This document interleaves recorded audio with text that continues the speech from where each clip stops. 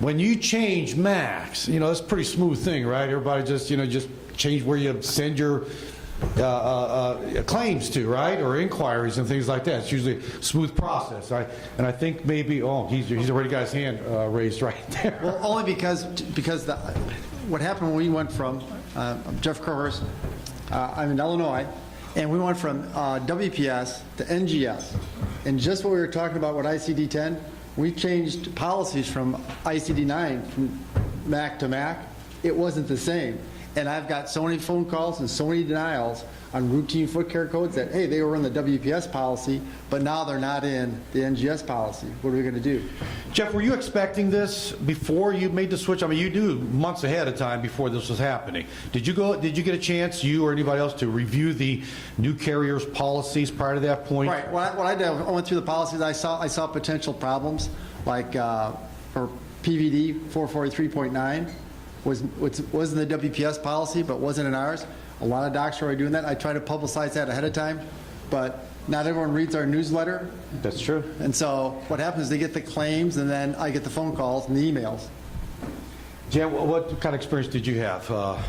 And Jane, tell us who you changed from. Right. So actually, in the last 10 years, we've gone through two transitions. The first one was from Pinnacle to Trailblazers, and then Trailblazers to Highmark Novitas. And our major area of concern during both of those transitions was in regards to scope of practice.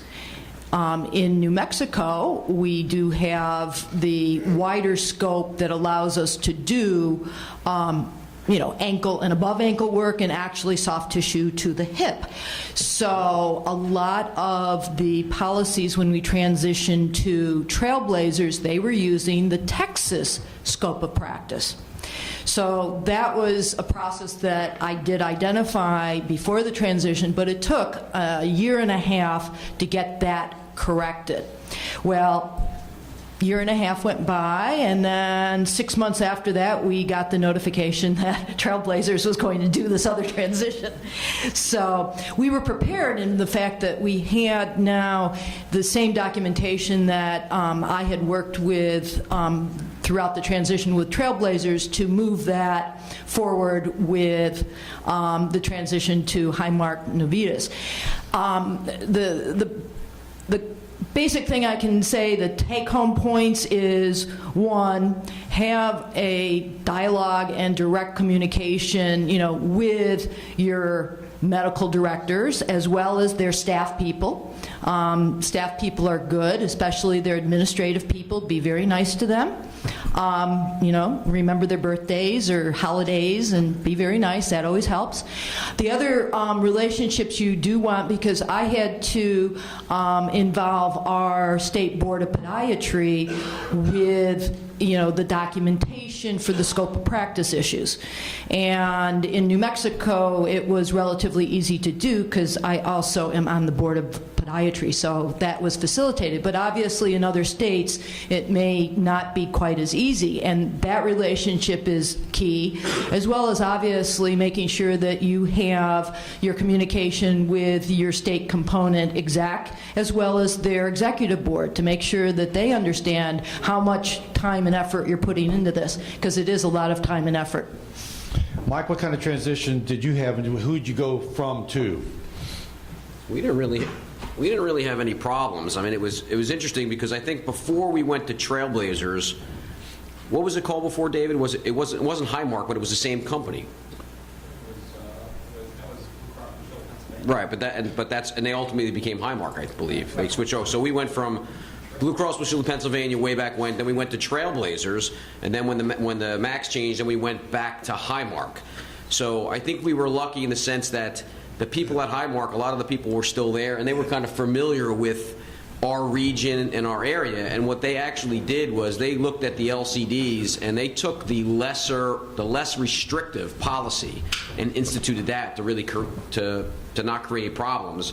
And then obviously they said, you know, they were going to monitor the utilization, see if anything changed. But, you know, other than that, I think we were fortunate because we were kind of dealing with the same entities that we had dealt with in the past, and a lot of the same people had been there, including the the CMD in Patterson that wound up going from Trailblazers to Highmark and moved actually up the chain. So she had a really good understanding of, you know, podiatry, and still had a lot of the same relationships with some of the people in Newham. So we really had a really smooth transition, actually. It really wasn't bad. Jeff, did you have any experience with the less restrictive policy going to NGS? What I did is I looked at their policies. We had actually more policies in WPS than they had NGS. And so they kind of combined some of our policies. But what I did look for was policies that, you know, specific policies that we didn't have. They have NGS has a specific policy on diagnostic ultrasounds. That caught my attention. Yeah, because we don't sure have that. did. We didn't have that. I was Nope, WPS. still don't. And so I called the medical director. I said, "What does this mean? Can I give injections?" She goes, "Absolutely not. That's why we have this policy. It pretty much restricts using diagnostic ultrasounds for giving injections for plantar fasciitis."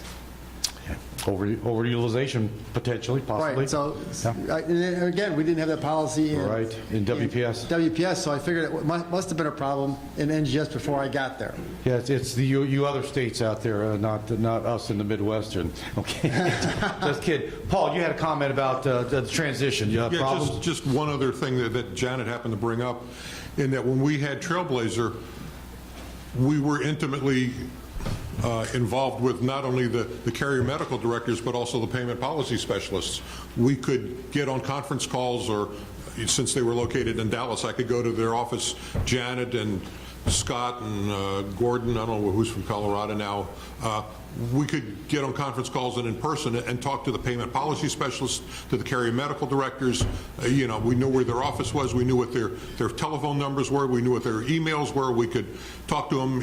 We had, I think, 7 payment policy specialists. I knew who was in charge of what particular LCDs, and say, how would you interpret this particular LCD, and how are you writing the code edits for this and so. Well, now that they've gone to Novitas, I not only don't know anything but their email address of the CMDs. I can't tell you who the payment policy specialists are. I have no idea how they've written the code edits for any of the particular LCDs. And I think they're doing that on purpose to kind of, I don't know, cut us out so that we can't become more intimately involved in how they are processing these things and performing their internal services and edits. And I think that's something that's, I know, hurting me and hurting my people. I'm sure it is for Janet too, because we can't get to them and talk to them and find out what's going on inside. And I agree, Paul. That's a change that I've seen. Everything you talked about earlier, you know, we used to go in a room, there'd be a ton of people there. Now you go in a room, might be half a dozen or so people because everyone else is calling in. It's become impersonable. You know, I try to get a hold of people now like I used to, and you can't. They write it in and we'll contact you. It's like, why? I used to be able to call so-and-so, and, you know, with the other, when we had the legacy states here, and we had those people in WPS that were doing our policies, and we had good relationships. Jeff a lot longer than me, and it was nice because you could call and talk to the right person, reason with them, come to some understanding, and if everything went well, you could get something implemented. But I think times are changing, people, and this is one of the messages that I want to get across. I want to talk about the whole CAC process as written in the IOM and CAC responsibility and things like that. But I think Dr. Resnick summed it up pretty good. The CAC process is very simple. If you look up in the program integrity manual, it's very simple. You know, and basically all we have any input on is LCD development, and only in an advisory capacity. And before I bring, and I don't want to get into Dr. Back's lecture time, but since we got to start late, I'm going to steal just a few minutes from yours. And I'd like Jeff to address one other thing that he's seen for sure in NGS, and then see if the other panelists here have experienced that as well. So once you transition, you send your claims in, everything was paid right into your bank account, just like it's supposed to be, and everything went smooth, right, Jeff? Well, NGS had all sorts of problems. They're sending out notifications that claims wouldn't be paid, and they had, the remittance notices had all sorts of modifiers down there that didn't apply to what the doctors were submitting, and it just caused headache. And then there was a case where they lost some of the doctors' NPI numbers, and they weren't getting paid at all. There was like 300 physicians between Wisconsin, Minnesota, and Illinois that didn't get paid at all because they lost their NPI numbers. Jan, what experience with that? Did the payment transition go pretty smooth? Yes, it did. In your area? Okay. Yes. And Mike? Yeah, we really don't have much. Thank goodness. Maryland's kind of divided fee schedule-wise into two separate sections, so it's kind of strange. There's the, Baltimore, the Northern, and the DC, which really are reimbursed at different rates. Sure, the DC has better people. Okay. You get paid more See for with the that. BMAD data, it's much bigger. Paul, any problems in your neck of the woods there? Just very briefly, the only problems didn't happen to any of us sitting here in the room because we're all APMA members and state component members. The problems were with people who were not state component and APMA members. They weren't getting the blasts. They didn't get the emails from the carriers. They didn't know about how to change over their electric funds transfers or any of that other stuff. So I was getting calls from all sorts of non-members and suggesting to them that, hey, you need to be a member. Paul, I can't. I feel bad for these people, but at the same time, we all put out our hard-earned money to be a member of this wonderful organization, and we do carry the others. Like it or not, we do carry them. If everything we do legislatively and everything else, and so they got a free ride, and if they got a little bit of a bumpy road, I'm not sure what to comment about that. You make your own bed. So it is what it is. It is what it is. Okay. I wish we had more time. I think we've started some interesting conversations. I certainly didn't get a chance to say almost none of what I wanted to say or had planned or written up, but that's okay. Maybe I'll come back next year as a guest speaker or something and pick up where I left off. But I want to thank the panelists for at least bringing to our attention an awareness of some issues that we all might face down the road. Thank you.